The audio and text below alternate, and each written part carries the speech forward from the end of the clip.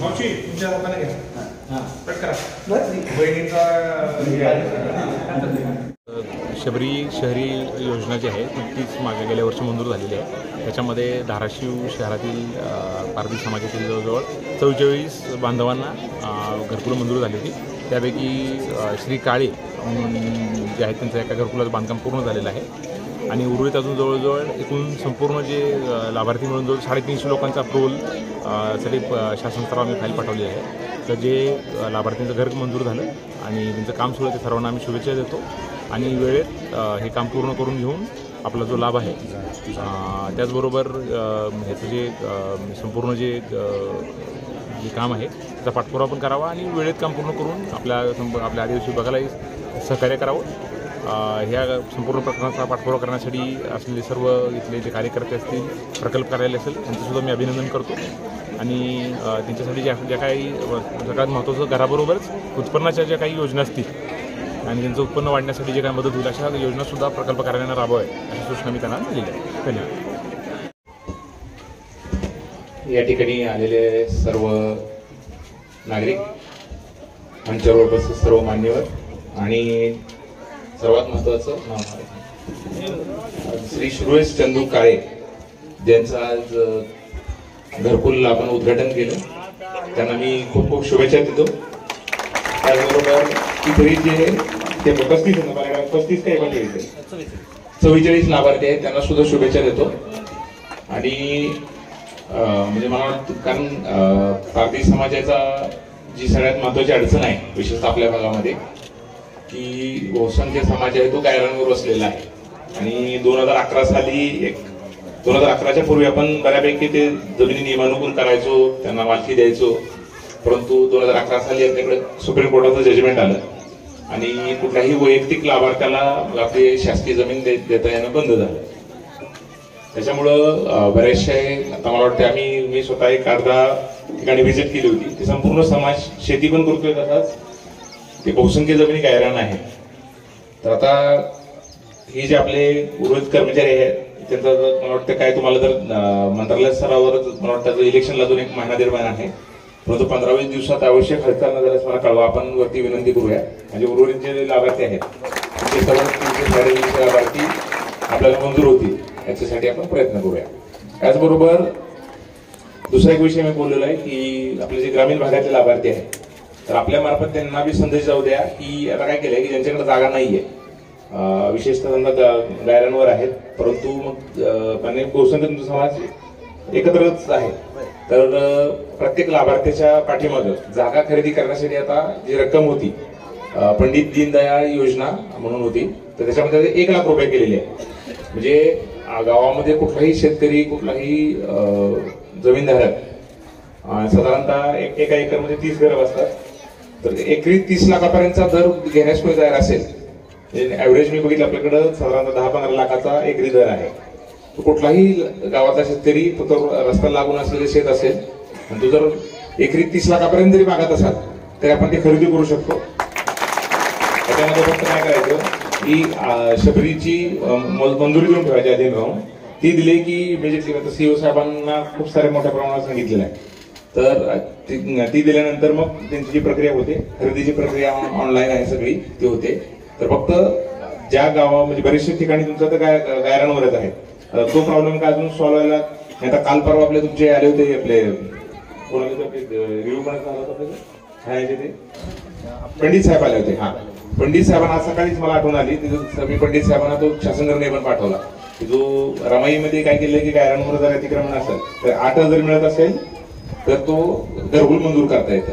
ठीक आहे पण त्याला वेळ आहे परंतु आपण त्याचा अल्टरनेट मार्ग काढूया की जेवढेही आपले पारधी पिढ्या आहेत बाहेर आपल्या तर त्याच्यामध्ये त्या गावातला किंवा जवळच्या गावातला त्यांना जिथं जायचंय तिथं त्या ठिकाणी त्यांनी जर 1 एकरभर जागा घेतली किंवा जास्त पण जागा घेऊ शकतो जर ते कमी डिपेंडिंग ऑन त्या आपलं निगोशिएशन कसं होतंय तर म्हणजे एकरी 30 लाखापर्यंतच्या दराने जमीन खरेदी करता येते आपल्याला घर बांधण्यासाठी.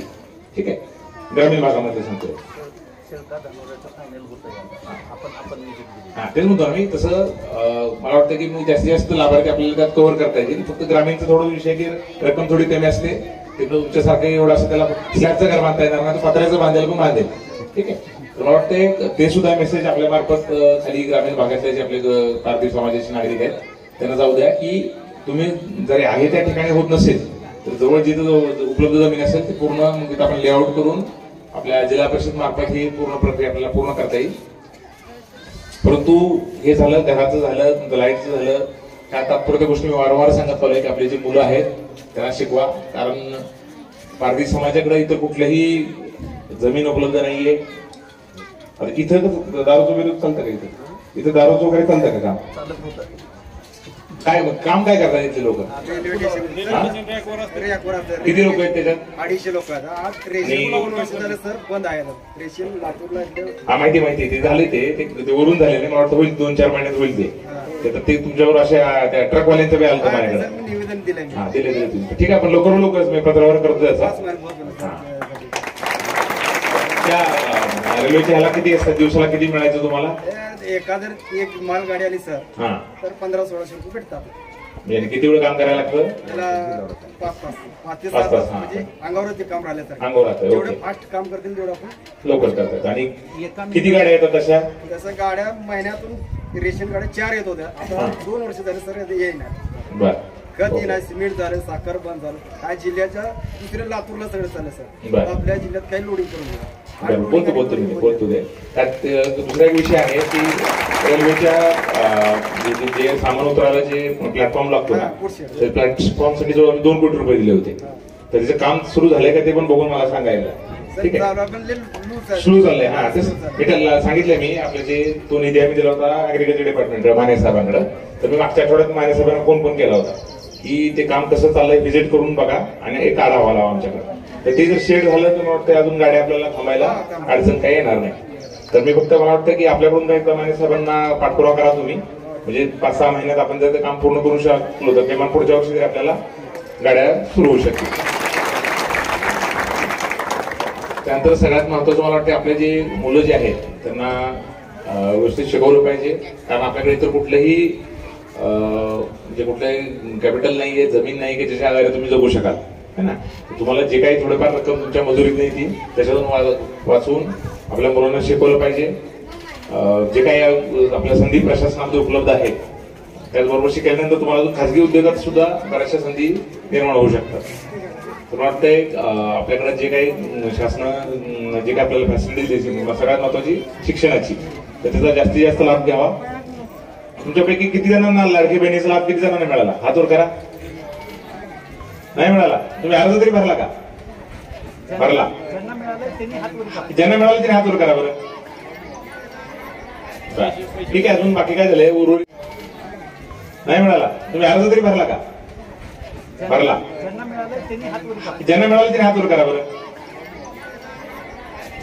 ठीक आहे. अजून बाकी काय झालंय? उर्वरित जे लोकांचे अर्ज आता आम्ही मंजूर केलेले आहेत.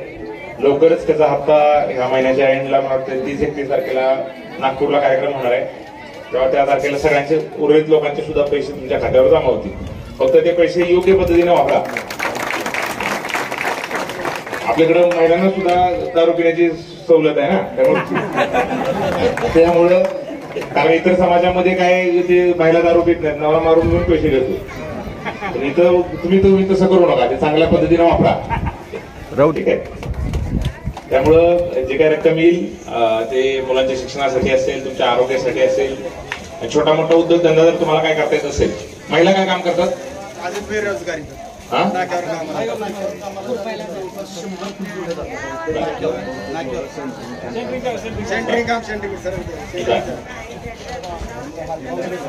म्हणून तर म्हणतोय, माझं काय म्हणणं आहे बघा, असे रोजगाराचा जो प्रश्न आहे का नाही तो अख्ख्या भारत लेवलला आहे. त्याला सोपं उत्तर नाहीये. आपण एवढंच करू शकतो की आपल्या पिढीने जे बघितलं ते पुढच्या पिढीने बघू नये. मावशी तुम्हाला सांगतोय मी, काय सांगतोय मी, ऐकलं का? की तुम्ही जे बघितलं ते तुमच्या पोराला नातवंडाला बघायला लागू नये एवढी काळजी घ्यायची आपण. ठीक आहे ना? ते सांगतो तुम्हाला.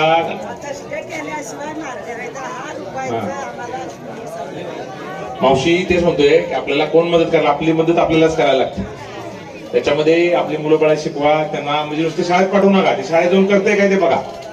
नुसतं पाठवून दिलं म्हणजे काय तुमचं पोरग हे होईल असं नाही. ठीक आहे. मी नाही का अजून पुन्हा एकदा सांगतो, तू आला नव्हता. आपल्याकडे किती किती पेढे आहेत सगळे अर्धी पेढे? 85. मी काय म्हणतो याच्यात काय करा तुम्ही तुमच्या संघटनेमार्फत ना जेवढ्या पेढे आहेत ना ते सेपरेट यादी सीओ साहेबांना देऊन द्या. आणि त्यांचं काय झालं की ते बहुसंख्य लोक ते गायरांवर आहेत.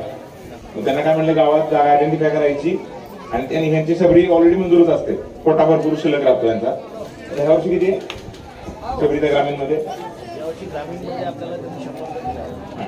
पण ते मागितलं 250 मिळतो वाटतं ना, त्याला काय अडचण येत आहे ना. मागितलं ते मुद्दा काय होतो त्यांच्याकडे जागा नसल्यामुळं अडचण येते.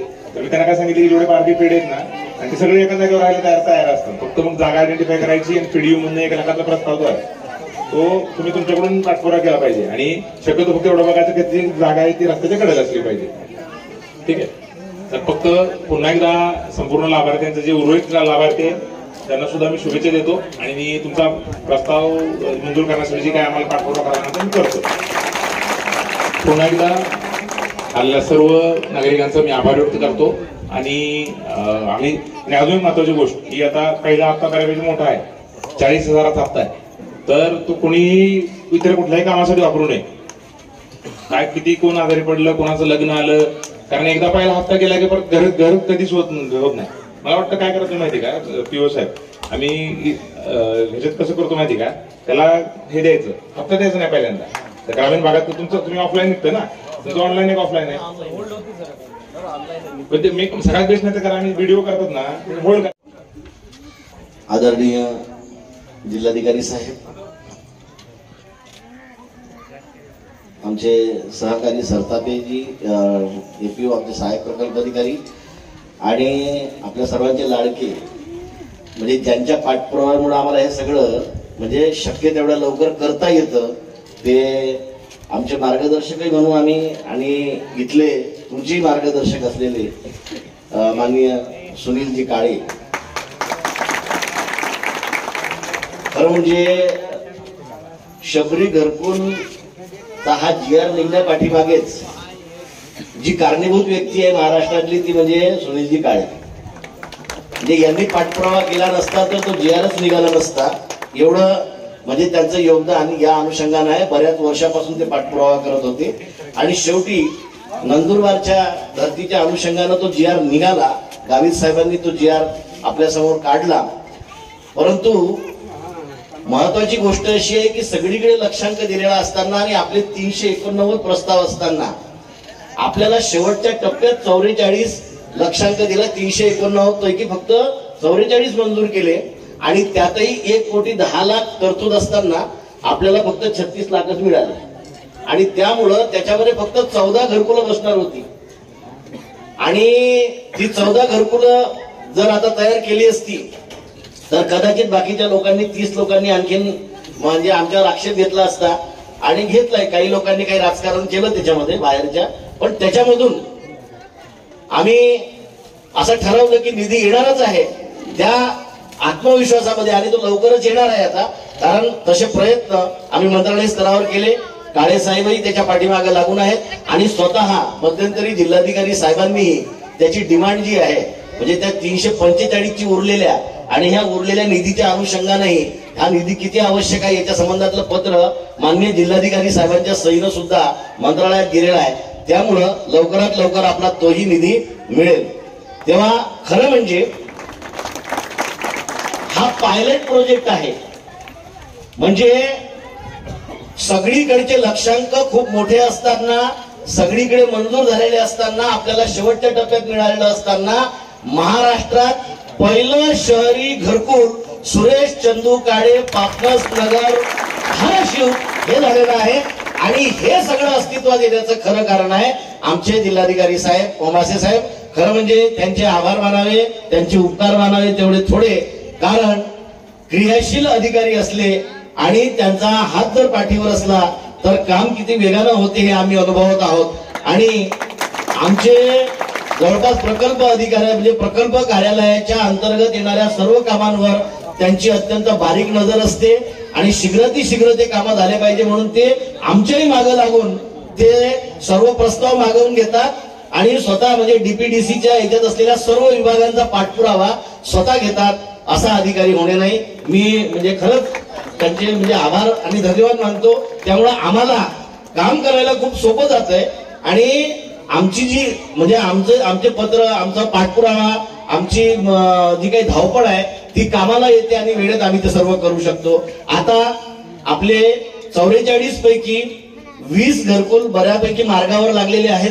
एक घरकुल पूर्ण झालेलं आहे आणि जे 24 घरकुल आहेत त्याचे पहिला प्लिंथ लेवल पर्यंत काम झालेलं आहे आणि उरलेल्यासाठी निधी जो आहे 74-75 लाख तो आपण मागितलेला आहे. तोही लवकरच येणार आहे आणि आपण अपेक्षा करू की येत्या आचारसंहितेच्या अगोदर तो निधी येईल आणि साधारणतः दिवाळीपर्यंत आपले ही घरकुल बांधून पूर्ण होतील आणि उरलेल्या घरकुलांचं बांधकाम सुरू होईल अशी आपण अपेक्षा करूया.